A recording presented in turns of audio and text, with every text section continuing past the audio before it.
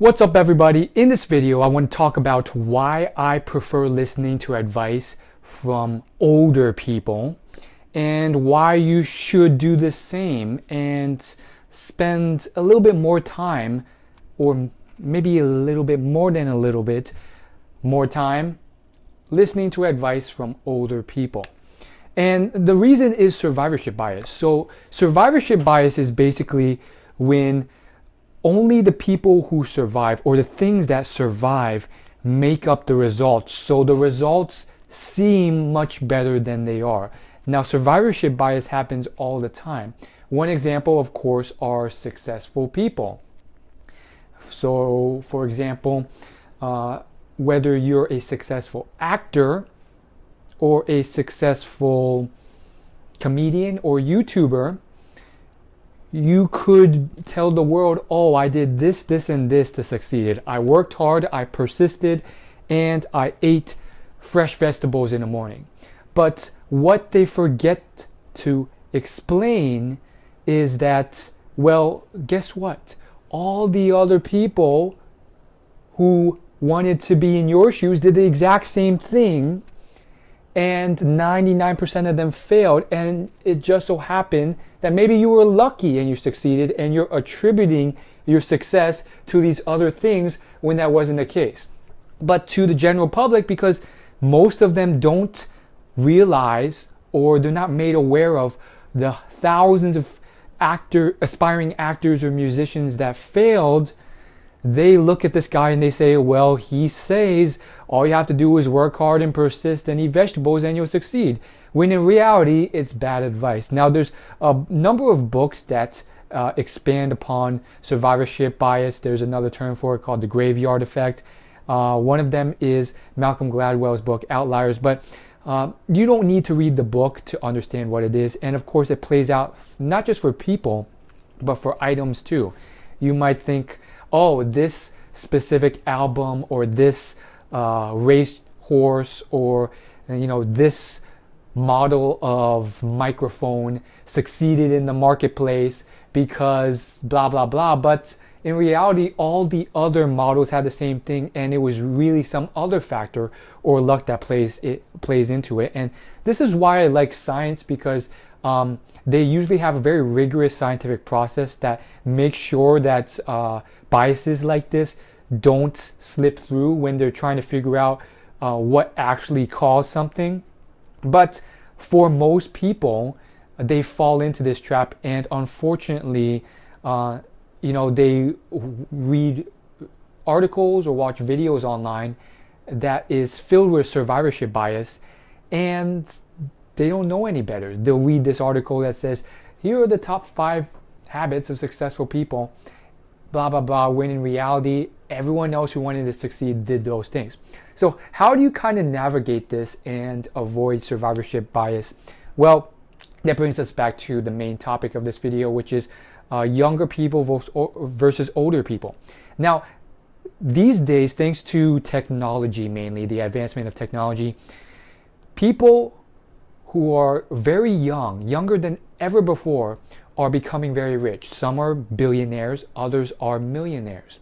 And there's a flood of celebrities, musicians, and YouTubers who seem to be very successful and very wealthy because they have succeeded, and they're very young as well. And this has caused 2 big problems. The first is, of course, survivorship bias. A lot of these YouTubers, whether they, whatever, and it's not partially not their fault because they don't know about survivorship bias. They're just naturally asked how they made it, and they're not really aware of this. But the first big problem is, of course, survivorship bias, or the graveyard effect, where they're asked about how they succeeded, and these YouTubers, they'll say, oh, I just did these makeup videos, or oh, I just did I just followed my passion and I did these fitness videos, and all of a sudden I have millions of subscribers on YouTube, not knowing that thousands, if not tens of thousands, of aspiring YouTubers did the exact same thing, made YouTube videos, were consistent, and did not succeed as well. I see that a lot on YouTube. A lot of these YouTubers will say it's about consistency. If you upload daily, you will succeed. And that's just uploading daily is not a recipe for guaranteed success. It just isn't. There's plenty of aspiring YouTubers who do that and have done it consistently for a long time, and yet they're still stuck at a million, 10 subscribers. So there's multiple elements, including luck, and YouTube especially is a fickle beast where, there's certain trends that come and go.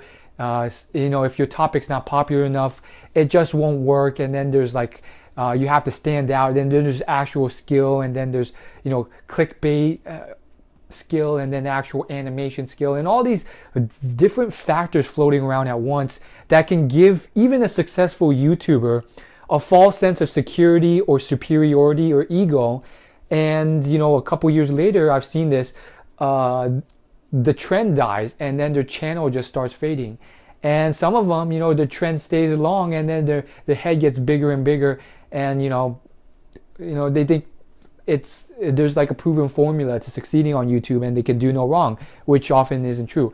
So that's the first problem. And then the second problem with survivorship bias and mainly so many young people succeeding now is a lack of patience. And of course, if you listen to a lot of older successful people and entrepreneurs who have achieved multitudes, higher levels of wealth, happiness, and long-standing success, not just trend-based success, they'll tell you one of the first things they'll say is patience is really important. You have to be really patient with your success. And nowadays, everyone is impatient because they're bombarded with examples and pictures of people on the internet who have succeeded in seemingly very short spurts of time, maybe a year or 2 years, 3 years. But there's this great book called Rework. It's written by a successful entrepreneur. His name's Jason Fried. And in the book, there's this session on overnight successes, which is obviously something that has been covered in detail in my self-development industry. But for some of you, you may not be aware. But the quote in the book basically goes something like this. It goes, you may think that guy was overnight success, but what you don't see is the 10 years of hard work behind the scenes. And if it really is an overnight success, it's not going to last because it wasn't built on a good foundation. And when the trend dies, you'll crumble.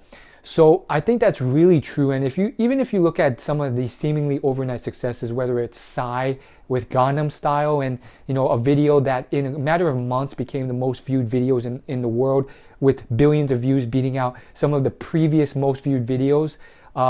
He was a pop singer and rapper in Korea for over 10 years before Gangnam Style hit. And he didn't even set that goal out for it to go so viral. He couldn't have. And you'll see this with a lot of other trends. And of course, obviously you see a lot of younger, naive people. And this will always be the case because every generation comes a new crowd of young, naive people. They'll come in and they'll be like, oh yeah, I'm the best because of some success. Some of them, end up losing that. And some of them, they end up having a false sense of anxiety at all times because they're constantly concerned that they will lose it all because they know it's not built in on a strong foundation. So that's why it leads me to pretty much taking advice from old people because they have had decades upon decades of sustained success, which is tough to do. And they have all this experience. They've seen a lot of people come and go, fail, and not last. And on top of that, they really will ground you. They'll tell you, be patient. These stories are only 1%. And it's true. It's just 1% of the real demographic of success. Real successful people, the other 99%, they took a long time to get there, and there's nothing wrong with patience and waiting for that to happen. And sometimes the journey is more fun than getting there and having all this money anyways. And it may be hard to believe, but there's a great book called Flow that really explains this from a scientific perspective. And What it basically the book summarized, it basically says that you gain a lot of happiness from doing work more than spending the money afterwards. So that's that. And I guess the best example of a great person I listen to is Warren Buffett. I mean, he's had over 60 years of sustained business experience. He's seen all sorts of business failures and business successes. He's seen a lot of people come and go, and that is really important. And nowadays, you will see a lot of advice from very young people, whether it's a new YouTube superstar or something else. Just weather that with a lot more advice from old experienced people, because I believe it's better advice. And also, as a bonus tip, I really think you should explore and be aware of survivorship bias as it plays out throughout everything you do. I think another great example of it playing out would be any type of stock investment fund or anything like that people try and throw at you. And this is like a very common trick.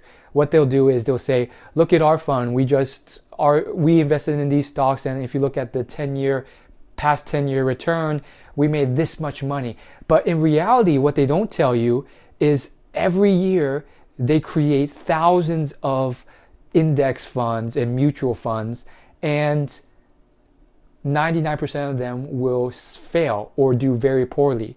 But then they'll pick out that one winner, and that's what they sell you on. It's a bit of a slimy trick, but they do it, and unfortunately a lot of people fall for it. So that's just like a small random tip that I know because I'm into personal finance, but you'll see this play out in a number of different ways, and perhaps it can help you. So thank you for watching, and good luck to you in all of your endeavors. I'm sending my positivity and smiles. That's pretty cliche and kind of lame, but there you go. Keep smiling. Okay, that's cliche as well. Smile more, guys. And I'll see you guys later. Subscribe.